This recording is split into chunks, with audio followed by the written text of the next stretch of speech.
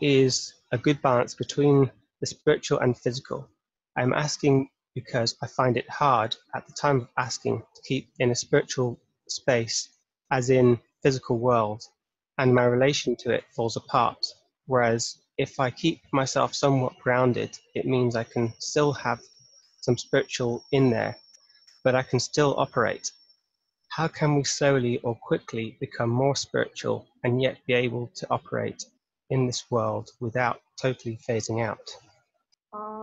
Yeah, I think it's a very relevant question for today's world and today's times we're living in. Most of the time, people separate spirituality from their physical being, and most of the spiritual philosophic teachings are sort of around something intangible, something that is not here. So actually, what comes to Siddha teachings, they're always very down to earth and grounded and related to our deeper understanding of the reality where we are at this point of time and space. And the body, whether it is a physical body, a subtle body, are the actual primary emanations of our being. No matter how much we are aware of our subtle being, of our spiritual being, after all, we're dwelling in the physical body, and after all, we are connected consciously or unconsciously with our subtle being, with our energy body or subtle body. And in a way, the fact that we are mostly ignorant about our being connected with the spiritual being, we assume that all we are is just that physical manifestation. And at the moment, there are more and more people who, and also scientists who realize that human being is much more than a body or just emotional and mental emanations. Yet they don't know from where these emanations come. So, in a way, the human being, according to Siddha teaching and Siddha tradition, is this sort of kind of a complete being, the consciousness which embodies itself and manifests itself through a multidimensional perspective. This perspective is subtle being, the physical being. The subtle being also splits into several: the mental emanation, the emotional emanation. And many times our consciousness is not able to register these subtle emanations because we aren't aware of ourselves somewhat from a distance. We are sort of dissolved in these experiences, which are a collage of emotions and thoughts and bodily experiences. So we cannot see how this is manifesting. So spiritual life, first of all, is supposed to teach us how to become aware of subtle emanations of the self and how to see this incredible link between our conscious being, our emanations, and our physical body.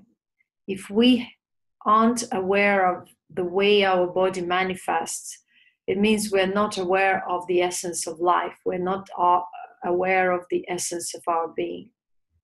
And that's why we drain ourselves, that's why we age, that's why we get disease, because the link with the ultimate is broken through lack of awareness, first of all. So how we can connect is by turning our consciousness inwards and realizing the aspect of the selves we weren't aware of before. And by realizing that, we realize how the body comes into manifestation, how disease comes into manifestation, how physical imbalances come into manifestation, and how to maintain the balance. Because there is no way that you can be anyhow deeply balanced in your physical body if you are disconnected with your spiritual essence. Nor you can be fully integrated, even if you're aware of spiritual essence, but you're not fully integrated, consciously integrated, and seeing the way that conscious being manifests in the body. Without that realization, it's impossible to actually understand what true balance is. So how do we connect to our subtle being and our ultimate is through stillness of the mind. When the mind kind of turns within and dissolves, this is called absorption. When the mind is absorbed, the consciousness perceives itself as everything that is manifested, whether subtle or physical. And there is no separation. It's like when you see a rose and you see that the rose has petals and it's a flower, yet it has a beautiful smell. So aroma. That aroma is inseparable from the rose, but it's a subtle essence. The same way goes with the emanation of a human body. Some people call it auric fields or some other kind of fields.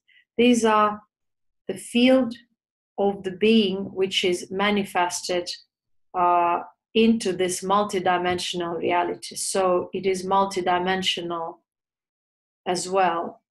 And it's not, all these practices which only emphasize physical development or which only emphasize mental development or emotional development are limited because there is no integration. So yogic path or the path of true yoga is not about how well you twist your body or how forcefully you concentrate your mind. It's about that very integration which you're supposed to experience when you experience awakening. And through the process of awakening, because awakening is not one thing, one day event. It's a process. It's a process of deepening and expanding awareness through the multidimensional reality, from gross to subtle. And the challenge here is not only in freeing self from all these constraints of different dimensions, subtle and gross, but also of integrating this ultimate pure essence into the being, into all the emanations. That's called mastery. Because if your mind can be quiet and peaceful for a couple of minutes or even hours, it's natural. It's not any achievement. It's our actual natural being. And most of the people are able to go into this being when they are relaxed. There is slight absorption. But we're talking about awakening, which kind of turns the mind inwards, and the mind becomes constantly absorbed or is able to come back to this natural state of being easily. And because it's able to come back easily, it's able to observe everything what is not. And through this process of observation and contemplation and realization, the process of integration is gradually happening. Yet the most important is to let go. Letting go is a very difficult process because it means that you are letting go of different constraints within consciousness. And that's why this path is so difficult, because you're letting go of mental, emotional, social, philosophic, religious, all kinds of constraints. And that's why if the process is truly successful and people truly awake and understand what they're going through, it will mean that that process of letting go, realization, and kind of freeing themselves from constraints will result in their body, because the purgation of emotions, the purgation of certain constraints within the self will free a lot of energy. In the subtle body, there will be less impediments. And thus, the physical body will start the transformation. This transformation will result in change of metabolism, the change in work of hormones and glands. First of all, pituitary and pineal, and the entire thalamus, hypothalamus in the spiritual heart, in the chamber of the of our brain. So this in turn will result in complete, gradual, but complete kind of, I would say, restructuring of the nervous system, or the change in the way the nervous system works and the way we perceive the world. So the internal change of the perception will result eventually in the external change and external even behavior change, and the way we interact also socially and with the environment. So I would say that this is a very interesting social phenomena, anthropological, that should be actually scientifically studied, yet it's not completely known and studied and seen yet as some kind of a spiritual dogma. Yet true spirituality is never separated from the science, because that's the science of a human being. The spirituality is the subject of learning the actual essence of the human being and how human being comes into existence in the physical body. So as a result, when there is true transformation and true awakening and true yoga, it means that the body will start rejuvenating, because what has been draining us so far will stop draining us. And the energy that we get from being connected with our ultimate will start restoring our, first of all, subtle body, energy body, and will eventually result in rejuvenation, in youthful appearance, in glowing appearance, in overall contentment, blissful being, which will permeate the entire physical body. And that's what's supposed to be health, because it's not only physical balance, and how there can be any physical balance without the balance in the subtle body, in the energy body, which is strongly linked with our glandular system and nervous system. So the science of glands and nervous system goes far beyond the physical anatomy.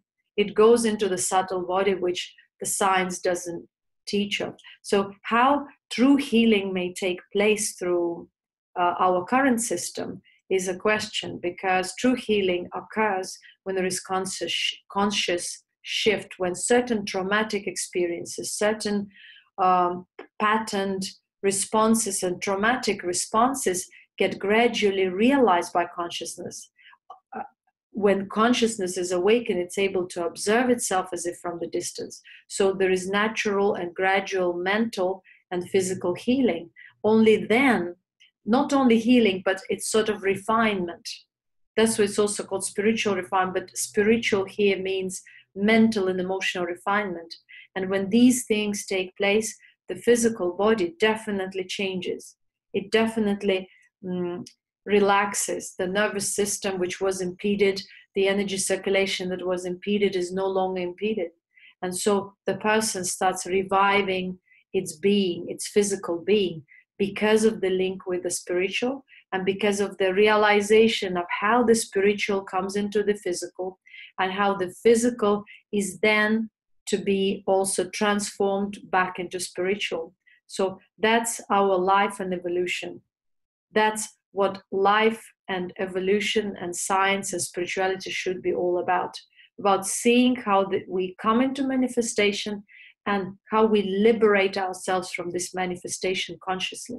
So this, what spirituality is supposed to be about, this is what Siddha Tantra or any kind of spiritual teaching should be about. That's what yoga is all about. And liberation in this case means, again, liberation from the physical manifestation, when the person understands already how he or she came into this manifestation, and now how to liberate self from the constraints of the manifestation, which are transitory, emotional, mental, social patterns and ideas, sexual constraints, and so on. And through this in-life liberation, you may call it so, eventually when the time comes and the person feels that this is time for me to go, to consciously exit this world. So this is what is yogic liberation. And this kind of ideas were very relevant in ancient societies, in Egyptian society, in Thracian society, in Sumerian society, and other indigenous societies, where the body was never seen as a taboo. The body was never seen as an obstacle for spirituality. Whatever the body needed had to be provided as a part of this human experience. So our one-sided, degraded, corrupt spirituality at the moment says that we should deprive our body, we should be poor, we should be beggars in order to receive some spiritual knowledge. These all are false notions, because they have no ground in true Tantra, in true Siddha teaching, in true yoga or yogic path, and any philosophy, because the body was never separated from the spiritual, because spirituality is the root and the reason for the body. It's like, what is the reason for the flower? Is the seed.